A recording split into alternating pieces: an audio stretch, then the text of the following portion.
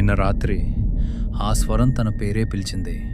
ఇప్పుడు అదే గదిలో రాఘవ్ ఒక్కరే ఉన్నాడు. బెడ్ కింద నుంచి వచ్చిన ఆ మాట వినగానే రాఘవ్ గుండె దడదడ కొట్టింది.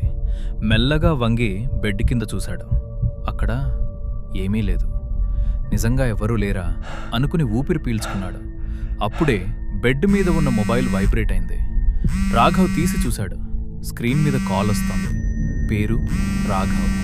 అతని చేతులు వణికిపోయాయి. నేనే ఇక్కడున్నాను కదా, అయితే కాల్ ఎవరు చేస్తున్నారు అనుకుని కాల్ తీసుకున్నాడు.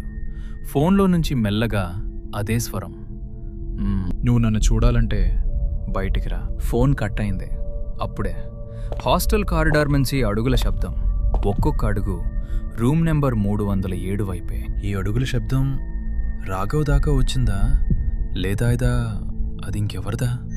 ఈ హాస్టల్లో అసలు రహస్యం ఇప్పుడే మొదలైంది. తరువాత ఎపిసోడ్ మిస్ కాకూడదంటే మన ఛానల్ని సబ్స్క్రైబ్ చేసుకోండి.